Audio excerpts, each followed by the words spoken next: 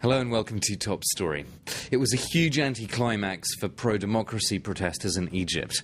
The party atmosphere in Tahrir Square turned to anger and disbelief when President Hosni Mubarak refused to resign in a televised speech. He said that he would hold on until an election in September.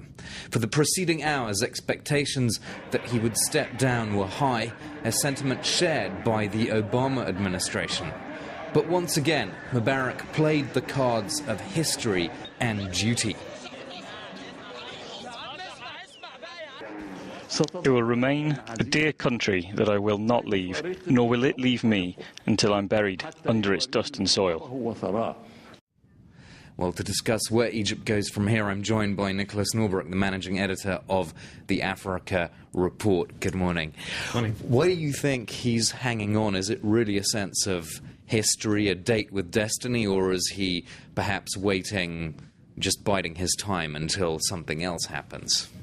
It doesn't seem clear. Yesterday was a strange day. We had the rumours coming out quite early on that there were negotiations underway. The head of the CIA advanced that perhaps he was on his way out, then retracted it. The head of Hosni Mubarak's party said it would be better if he was going to leave. Then the army started saying that it was stepping into the breach and that there would be an announcement later on. So for Mubarak to allow this crescendo of hopefulness that he was about to leave rise up and then to say he's not going was quite extraordinary. Now, there are a lot of rumours out there that perhaps he's trying to stir up the protesters and goad them and make them extremely angry so that today violence spills over and he's allowed to, send the army in to try and contain the violence. But more likely, I think, probably is that there is some kind of a struggle behind the scenes, a subterranean struggle within the military, but the faction which is behind Mubarak and the faction which sees a post-Mubarak future. You mentioned the army several times already. I mean, stepping into the breach, does that open up a rift then between these factions, or not necessarily? There were rumours that there was going to be a coup d'etat yesterday, precipitated by that army announcement. I think for now, everyone's stepped back from that particular option, but it's too early to say whether that's completely ruled out. Does it even matter then that he announced some transfer of power, Nicholas? Is this completely cosmetic? I mean, from what you were saying, the real movers and shakers now are the protesters and the army officers, really. Indeed, they are. I think the sort of the figureheads in this transitional period, such as the Vice President Omar Suleiman, they are really missing a trick here. There was the announcement yesterday by Mubarak. Immediately afterwards, the Vice President came on and had a fantastic opportunity, but he missed it. Let's take a listen to Omar Suleiman speaking just after his boss, Hosni Mubarak, on state television yesterday.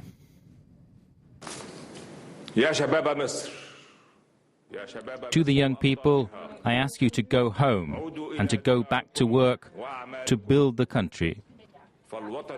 You must not listen to foreign TV stations whose goal is to cause disruption and to sow unrest. They want to weaken Egypt and dirty its image. You just need to listen to your conscience. استمعوا فقط إلى ما يمليه عليكم ضمائركم.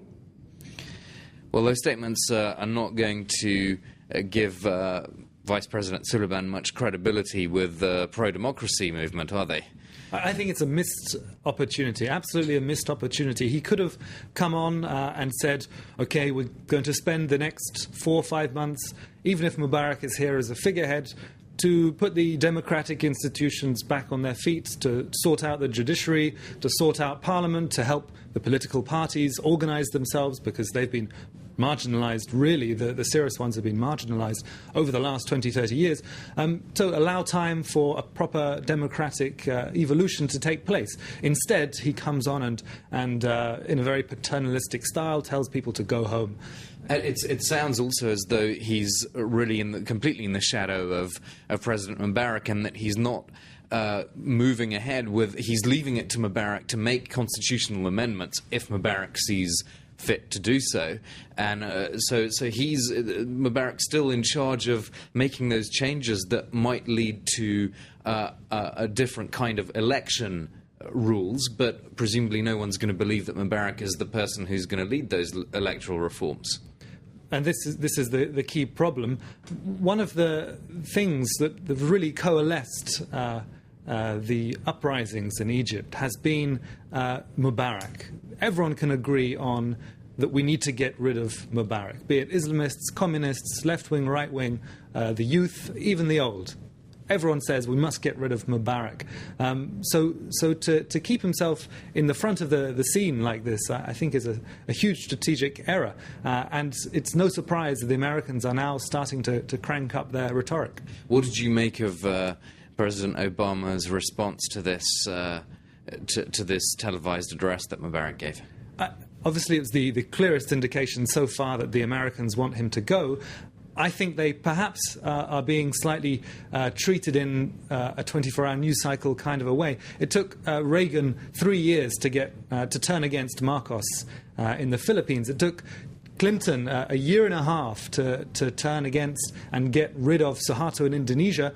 Now, for Obama to be turning this quickly against a key ally in the region, I think is actually quite extraordinary. But still, he didn't mention Mubarak by name. He's not using the financial levers that the US has to make Mubarak go. Why is there still some reticence, even though, as you say, he's gone much further than he has before? I think the US is lacking allies in the region. Without Egypt, its number one Arab ally, it has Turkey. Turkey has been reorienting its diplomacy towards the region in recent years, ever since it was shut out of Europe by Sarkozy. So Turkey is an interesting ally, and also perhaps a model for moderate Islamism, for the relationship, messy relationship between the army and civilian governments. So there may well be a turn towards Turkey as a potential solution to this. And on a final point, quite troubled relations with Israel. So really, the US doesn't have a very good set of friends right now.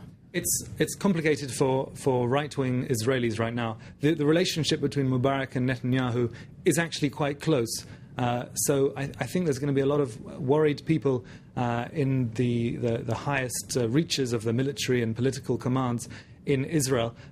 But likewise in Iran, a couple of days ago, the chief prosecutor said that he was probably not going to allow protesters to organize and have supporting rallies for Egypt. Okay, that's it for today. Thank you very much for your analysis, Nicholas Norbrook from the Africa Report. That's all for this edition of Top Story.